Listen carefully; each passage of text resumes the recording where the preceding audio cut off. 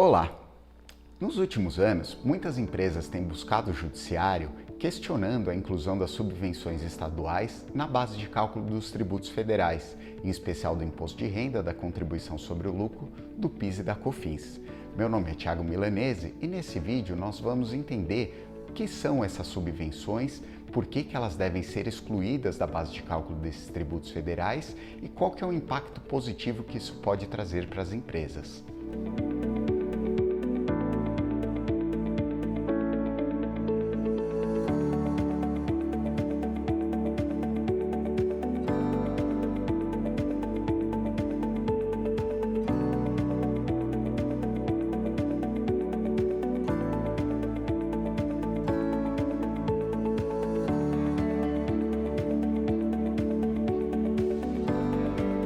O ICMS é um tributo de competência estadual. Cada estado disciplina e exige o ICMS próprio. Dentro disso, cada estado também é, de certa forma, livre para conceder determinados benefícios de ICMS, como forma de auxiliar as empresas, ou como forma de auxiliar um determinado setor, ou como forma de auxiliar, por exemplo, a venda, a fabricação de determinadas mercadorias. Muitos desses incentivos são concedidos como forma de estimular a implantação de novas empresas em seus territórios e muitos desses incentivos são concedidos como forma de estimular determinadas empresas.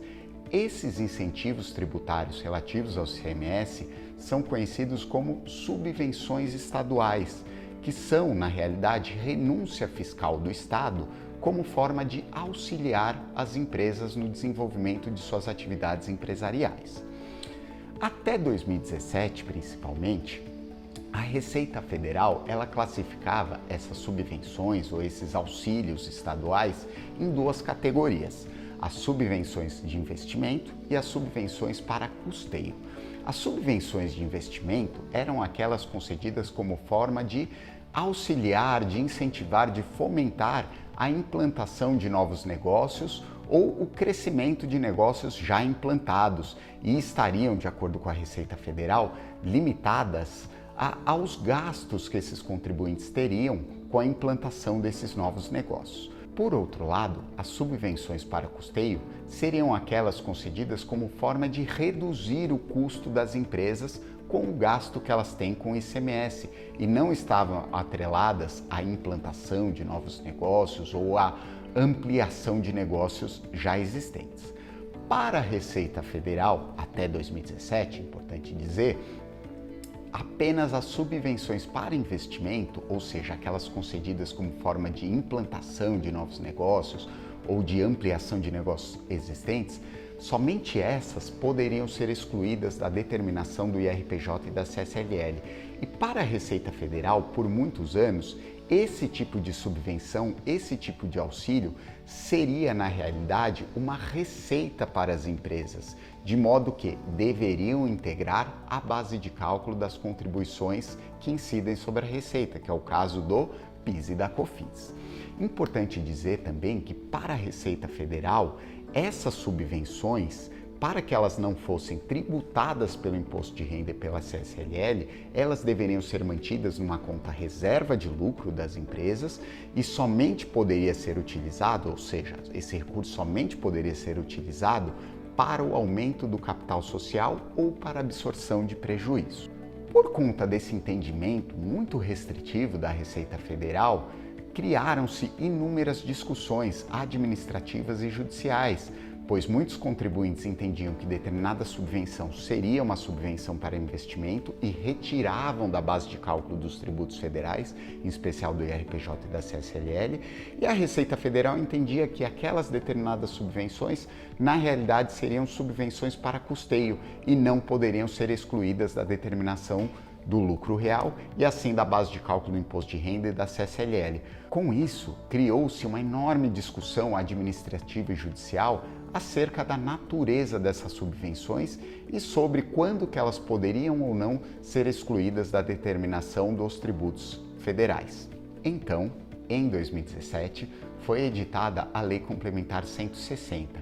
Basicamente, o que essa lei fez foi classificar todas as subvenções concedidas pelos estados relativas ao ICMS como subvenções para investimento, dizendo que essas subvenções seriam subvenções para investimento, todas elas, concedidas mediante isenção, redução da base de cálculo, redução de alíquotas, e essas subvenções, por serem subvenções para investimento, poderiam ser excluídas da determinação do IRPJ e da CSLL, desde que fossem mantidas numa conta reserva de lucro pelas empresas e que fossem utilizadas apenas para o aumento do capital social ou absorção de prejuízos. Então, essa lei complementar de 2017, ela, em tese, veio com o objetivo de acabar com essa discussão da Receita Federal no sentido de determinar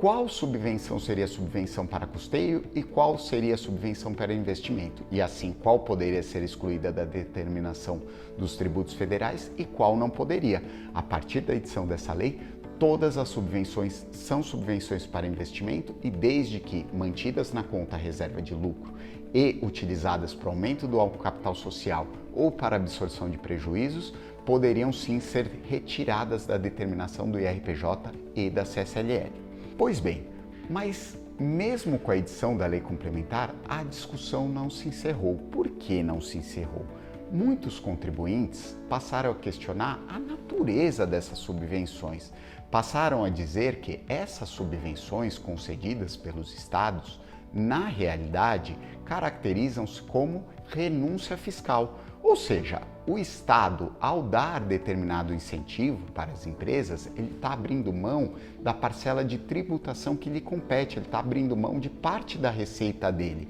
Ao fazer isso, ele está procedendo a uma renúncia fiscal em favor do contribuinte. Essa renúncia fiscal, de acordo com muitos contribuintes, não poderia ser tributada de forma nenhuma pela União, pois quando a União pretende tributar essa renúncia fiscal, ela está fazendo o quê? Ela está reduzindo um incentivo fiscal que o Estado, legitimamente, dentro da sua competência ativa para tributar, concedeu a determinado contribuinte. Então, muitos contribuintes, mesmo depois de 2017, passaram a entrar na Justiça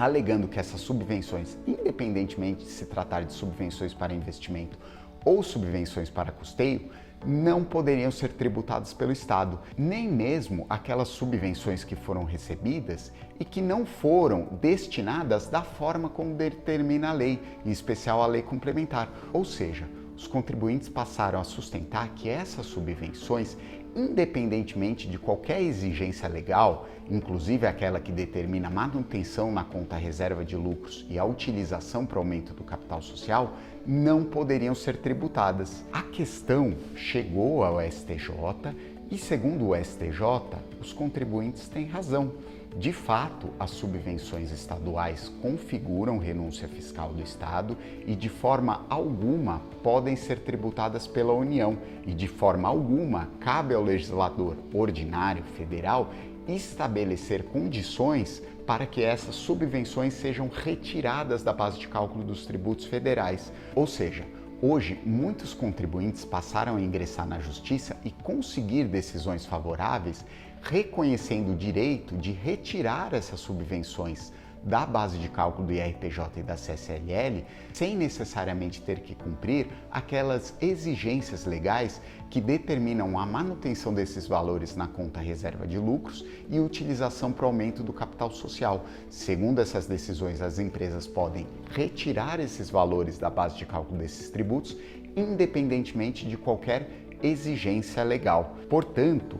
essas decisões, elas não só permitem a exclusão lícita dessas subvenções, como é o caso, por exemplo, do crédito presumido do ICMS, da base de cálculo desses tributos federais, mas essas decisões garantem que esses recursos possam ser utilizados pelo contribuinte da melhor maneira para ele, independentemente dele registrar essas subvenções na conta reserva de lucros, independentemente desse contribuinte utilizar essas subvenções para o aumento do capital social ou para a absorção de prejuízos. Espero que tenham gostado do vídeo e se ficou alguma dúvida, por favor, manda nos comentários aqui embaixo. Muito obrigado!